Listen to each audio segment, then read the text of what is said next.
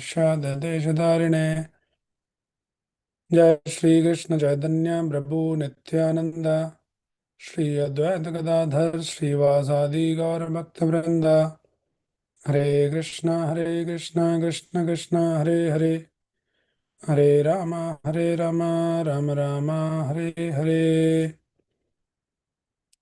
ओम नमो भगवते वासुदेवाय। ओम नमो भगवते वासुदेवाय।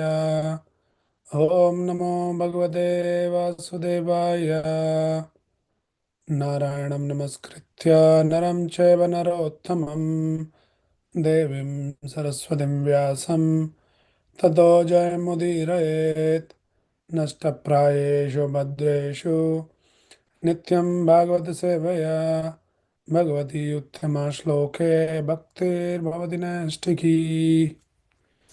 Hare Krishna. So welcome all the devotees for today's Bhagavatam reading. So we have been discussing a little bit about the introduction of Srimad Bhagavatam. Now let's get started. Uh, actual the reading of the Bhagavatam now. So I'll just give you some little synopsis on the beginning of the Bhagavatam. How does it begin? So let me share my screen.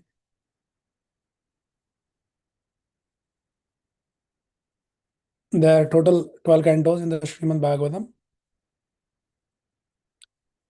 and the first canto of Srimad Bhagavatam, which is the question by the sages, that is entitled a question by the sages. So this is how the Bhagavatam begins. That a lot of questions has been asked by the sages, and then we'll see the answers. Let me share my screen. That what are the questions? One second.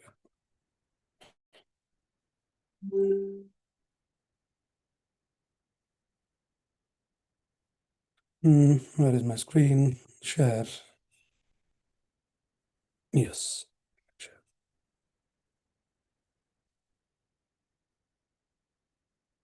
Okay, you can see here. So I'll show you. This is prabhupatbooks.com. Those who are not familiar, you should know all these things. And you can read Prabhupada's books, all the books of Prabhupada from this prabhupatbooks.com. The original work of Prabhupada is available here. And we request all the devotees to basically refer this one. So here you go to the prabhupatbooks.com, go to the books, then Bhagavad Gita, then Srimad Bhagavatam. In the Bhagavatam, go to Canto 1, which is entitled as Creation. There is a preface and introduction also. And then this is Canto 1, Chapter 1, entitled as Question by the Sages. So this is the first chapter of Srimad Bhagavatam, which is nothing but there's multiple questions. And you see here in this, the total 23 questions in the first chapter. So first three verses of the Bhagavatam, the most important verses of the Bhagavatam, they are prelude to the whole Bhagavatam. You will understand like what this Bhagavatam is all about. So first three verses are the prelude to the Bhagavatam, and then 4 and the 5, which is basically uh, yeah, the 4 and 5 is the setting the scene, like where the Bhagavatam is happening. It's a conversation between Shukdev Goswami and Parikshit Maharaj. So first it is like introduction, prelude to the Bhagavatam, 1, 2, 3, and then 4 and 5 is basically setting the scene, and then 6, 7, 8, it's a qualification of Sut Goswami, one of the character in the Srimad Bhagavatam. What is his qualification? And the 9 to 23, there are different questions by the sages. The total 6 questions has been asked. Okay, so today what I'll do is I'll just talk about all these 6 questions in brief, and then we'll go back and read like first, second, and third. They're very, very important verses. Prabhupada has given the long, long purports. So that might be a little philosophical, but it is very essential that we all read and carefully understand those verses. So today what I'll do is I'll just share about what are those 6 different questions. So let me share the verses directly for those questions only. Let us see this. Okay. Yeah.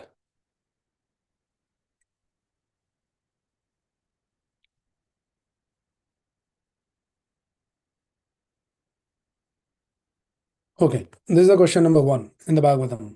Tatra tatra anjasasyusman bhavata yadvinishitam pumsamekantata shreyas tanna samsitum arhasi.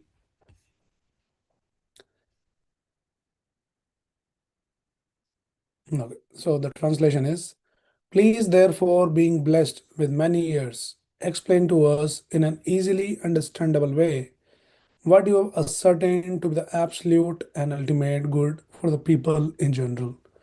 That is question number one. This question has been asked by the sages of Naimisharanya. So basically, to give you a little bit more context to what is happening in the Bhagavatam, Bhagavatam actually happened two different times. So original Bhagavatam happens between Shukdev Goswami and Parikshit Maharaj. Many of us we know the story of Parikshit Maharaj, who was the ruling king at the time, and he was cursed by a sage, the son of the sage, Shringi. So uh, and then he got the ultimatum like within 7 days you will meet death, you will die by a snake bite. So this Parikshit Maharaj, though, is a very, very powerful king and also a great devotee. He was powerful enough to counter the curse, but he did not do that. He did not use the power to counter the curse. Rather, he took that as an opportunity. Okay, you know, sooner or later I had to die. So now at least I got the fixed 7 days. I know for sure I have 7 days in my life. I had such a great fortune that it is confirmed that I have 7 more days, right? Like nobody knows in the world like how much more time we have in our life. So though it was a curse, but actually it was a blessing. So immediately, that was his consciousness. Let me take this as an opportunity. It's not a problem. It's an opportunity to progress. So immediately he gave up all his kingdom and then he came to the bank of the Ganges. And then he sat and then he happened to meet Shukdev Goswami, another elevated personality, son of Vyasadev. And when they met, and there is a conversation between Shukdev Goswami and Parikshit Maharaj, and that is Srimad Bhagavatam originally discussed. Okay.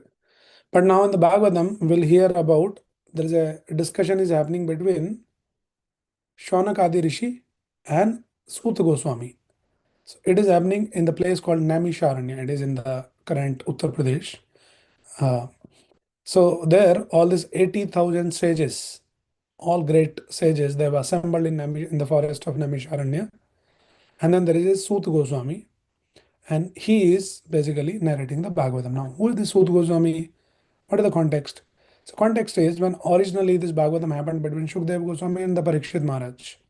So in that audience, when Shukdev Goswami was narrating the Bhagavatam to Parikshit Maharaj, and all the sages assembled on the bank of the Ganges at that time. So one of the sages was this Suta Goswami, who originally heard firsthand from Shukdev Goswami. Now the same Suta Goswami has been asked by all this Shaunakadi Rishi, 80,000 sages headed by Shaunak Rishi, 80,000 sages assembled in Amisharanya, and they are asking the Suta Goswami. What they are asking? So that is the first question. What is the first question? That when you heard all this Bhagavatam, what you have ascertained to be the absolute and the ultimate good for people in general? What is your understanding? What is absolute good for everyone? That is question number one. Now it is important that we remember all those questions. I'm directly jumping on the questions. So this is 119. And then after that, text number 11. Bhurini bhuri karmani shrotavyani vibhagasha atha sadhotra yatsaram samudrata manishaya brohi bhadraya bhutanam yenatma suprasidati. So translation by Srila Prabhupada. There are many varieties of scriptures, and in all of them there are many prescribed duties, which can be learned only after many years of study in their various divisions. Therefore, O sage, please select the essence of all these scriptures and explain it for the good of all living beings, and by such instruction their hearts may be fully satisfied. So this is the second question. What basically this question is saying that what is the essence of all the scriptures? The many, many scriptures. People read the scriptures, right? But what is the essence of the scriptures? Can you tell the essence? Oh, Suta Goswami, you have heard the Bhagavatam. So they're saying many varieties of scriptures, there are many, many different prescribed duties, which can be learned after many, many years of study. but please explain, select the essence of all these scriptures. So he's asking number one, what is the ultimate good for all the living entities? Number two, what is the essence of all the scriptures? Please explain, for the good of all living being, because by such instruction their hearts may be fully satisfied. So that is second question. Clear? Two questions. At the end, I'll ask all the questions. Question only I'll ask, not the answers. Okay. And this is the third question. Sutajanazi bhadraante bhagavan satvatam padihi devakhyam vasudevasya jato yasya chikirsaya. Translation. All blessings upon you, O Sud Goswami. All the sages are saying blessings upon you, Sud Goswami. You know for what purpose the personality of Godhead appeared in the womb of Devaki as the son of Vasudeva. This is the third question. Why Krishna appeared in this world as the son of Vasudeva? Third question. Clear? Okay. Now, next question. Let us jump on to this one. तस्य कर्माणि उदाराणि परिगीतानि सूरिभिः ब्रूहीणा श्रद्धानानां लीलाया ददता कलः. His transcendental acts are magnificent and gracious, and great learned sages like Narada sing of them. Please therefore speak to us who are eager to hear about the adventures he performed in his various incarnations. So this is the fourth question that he is asking here. What is this question? Fourth question. Tell us the acts of Lord performs in relationships to creating this material world. Krishna is coming, doing a lot of various pastimes here. So please explain that what in all Lord is doing here. So this is the fourth question. Okay, look at it now. The next question. Okay, somebody is feeling a little overwhelmed. Don't worry. I'll just summarize quickly. अतख्या हि हरेर्धीमन् अवतारा कथः शुभः लीला विदधाता स्वैरम् ईश्वरस्यात्ममायया. O wise Suta, please narrate to us the transcendental pastimes of the Supreme Godhead's multi-incarnations. Such auspicious adventures and pastimes of the Lord, Supreme Controller, are performed by his internal powers. So this is the fifth item, that please tell us about all the incarnations of Krishna. Krishna takes various incarnations, what and he did. Please tell us all that. And then the last question, text 23. ब्रूहि योगेश्वरे कृष्णे ब्रह्मण्ये धर्मवर्मणि स्वाम कष्टामधुनोपेते धर्माकं शरणं गता. Since Sri Krishna, the absolute truth, the master of all mystic powers, has departed for his own abode, please tell us to whom the religious principles have now gone for shelter. So basically, this is the sixth question. Krishna has gone back to his abode, performing all his pastimes, went up and went back. After having Krishna gone back, where Dharma kam Sharanam Gata, whom the religious principles have gone now for shelter. Please tell this. So these are the six questions. Okay, let us now quickly summarize all the six questions. Who wants to help me? Question number one. Please raise your hand if you remember. Somebody should raise hand, yes. First question is, what is good for all the living beings? Yes, basically what is good, and more specifically, what is the ultimate good for all the mankind? What is the ultimate benefit of for the mankind? Okay, now second question, who will tell? Let us try other people. Okay, I see somebody's, yes, Jayashree Mantaji. Second question is, what is the essence of all the scriptures? Yes, so there's so many scriptures. But Sud Goswami, can you please tell us what is the essence of all the scriptures? Okay. Third question. Let me see. I want to see third different hand. Yes. Bala. Why Vasudeva took birth in the womb of Devaki? Yes, for what reason did the Lord take his birth from Devaki? That was the third questions. Wonderful. Fourth question, let us see that. What is Lord doing here in this world? Okay, the fourth question is, tell us of the acts of Lord performs in relationship to creation of this material world. Explain about that. Okay, that's the fourth. Okay, I want the fifth person now to tell the fifth question.